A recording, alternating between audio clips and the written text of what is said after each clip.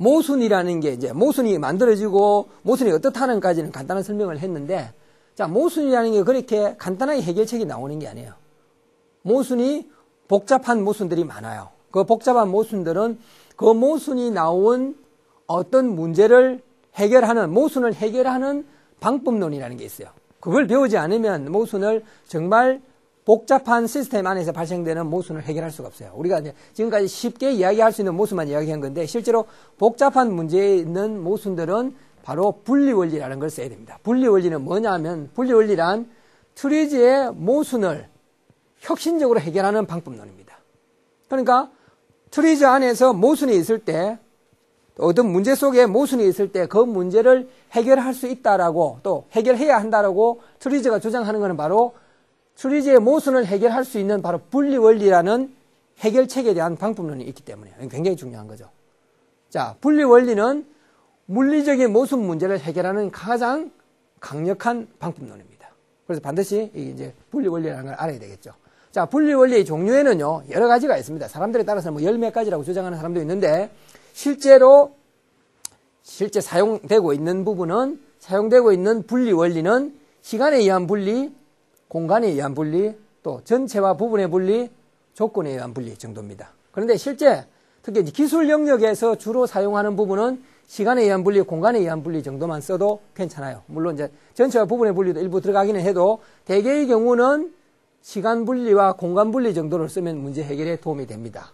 그리고 이제 경영학이라든지 다른 쪽, 특히 사람들과의 관계, 인문 사회 계열 또는 종교나 이런 쪽에서는 어떤 면에서 보면요, 조건에 의한 분리도 굉장히 중요한 겁니다. 사람과의 사이에서 저 사람의 조건과 나의 조건이 있잖아요. 그죠? 이제 그런 양쪽의 조건, 양쪽의 입장을 고려해서 어떤 생각을 하는 것. 이런 것들이 조건에 의한 분리라고 볼 수 있어요. 그래서 조건의 분리도 비기술 영역은 상당히 많이 사용되어진다. 그렇지만은 실제 사용예가 그렇게 많은 편은 아니에요. 자, 그러면 하나 이제 예를 한번 들어봅시다. 실제 이제 모순으로 표현된 문장을 분리원리를 적용해서 어떻게 해결책을 찾아가는지를 예를 보겠습니다.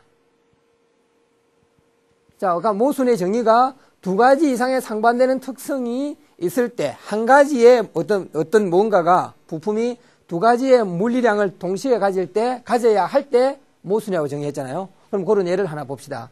자, 비행기가 여기 있습니다. 이 비행기의 착륙 장치는요, 비행기의 착륙 장치가 아니 여기 있어요. 착륙 장치는요, 비행기가 착륙할 때는 반드시 있어야 돼요. 이륙할 때나 착륙할 때는 반드시 있어야 되겠죠. 그리고 비행 시에는 어떻습니까? 착륙 장치가 없어야 돼요. 자, 여기서 말하는, 여기 있어야 하고 없어야 한다는 말이 철학에서 말하는 존재냐, 이런 건 아니에요. 그러니까 있어야 한다는 말이, 없어야 한다는 말이 착륙 장치가 그냥 우주 공간에서 싹 없어졌다, 이런 의미는 아니에요. 착륙 장치가 있어야 하는 것은 바로 비행기가 이륙할 때나 비행기가 앉을 때 비행기를 받쳐주는 기능을 한다는 의미에서 있어야 한다고. 없어야 한다는 건, 비행 중에 없어야 한다는 것은 비행 중에 바퀴가 이렇게 나와 있으면 어때요? 그게 저항 역할을 하잖아요. 안전에도 문제가 있고. 그러니까 그런 저항 역할을 안 한다는 의미에서 없다는 것이지, 착륙 장치 자체를 아예 없앤다는 그런 철학적인 의미는 아니다. 그죠? 기능적인 측면에서 그렇다. 또 비행기의 날개의 넓이를 한번 봅시다. 비행기의 날개의 이 넓이는요, 착륙할 때는 가능하면 넓을수록 좋아요. 비행기의 날개에 하는 기능이 뭐예요? 뭔가 양력을 얻는 거잖아요.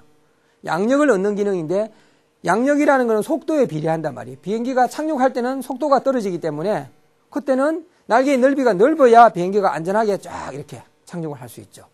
그런데 비행 중에는 날개의 넓이가 넓으면 어떻게 돼요? 거기에 마찰 저항 역할을 하잖아요. 그래서 비행기가 속도를 낼 수가 없어요. 그래서 빠른 속도로 갈 때는 비행기의 날개의 면적이 적어도 충분히 양력을 받기 때문에 구태여 날개의 면적을 크게 할 필요가 없다는 거죠. 그래서 날개의 면적은 넓기도 해야 되고 좁아야 된다 이거예요. 그래서 자, 보세요. 전형적인 물리적 모순이죠. 날개의 넓이라는 하나의 대상은 넓어야 하고 좁아야 된다. 착륙 장치는 있기도 하고 없어야 된다. 이런 게 되죠.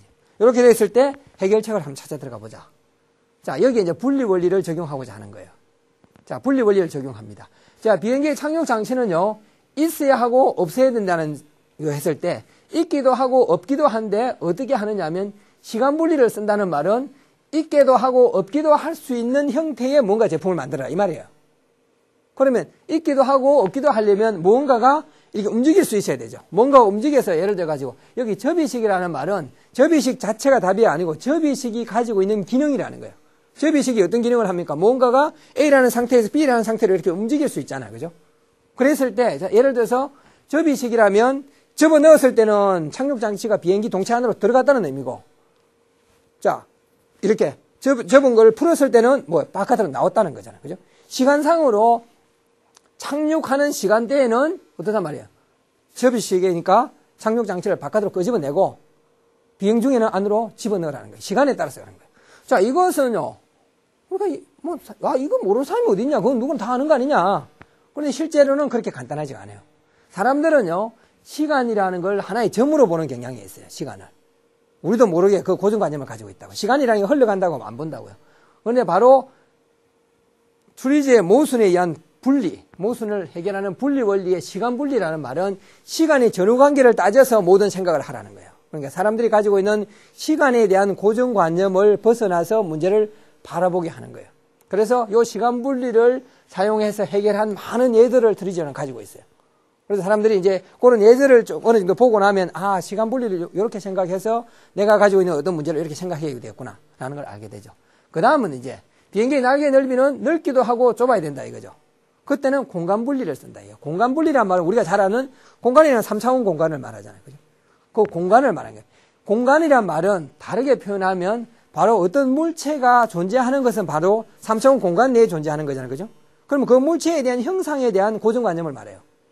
내가 현재 가지고 있는 형상에 대한 고정관념. 옛날에 집은 이랬고 비행기 날개는 이렇고 하는 고정관념. 형상에 대한 고정관념이에요. 그 고정관념을 벗어나서 뭔가 다른 생각을 하라고 하는 게 바로 공간분리에 해당된다.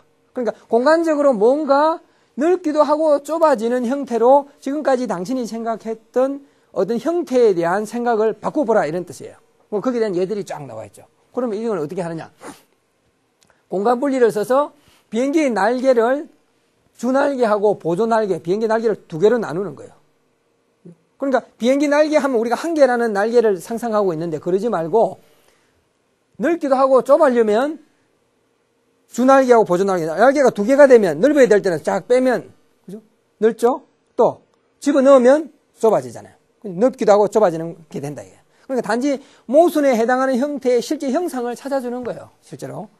자, 그렇게 해서 하면 특히나 이제 비행기의 날개라는 게 양력을 얻는 게 주 목적이라면 비행기의 넓이만이 양력을 얻는데 주 역할을 하는 게 아니잖아요. 더 큰 역할을 하는 것 중에 하나는 각도를 조정하는 거예요. 특히 보조날개는 각도를 탁 꺾잖아요. 그죠?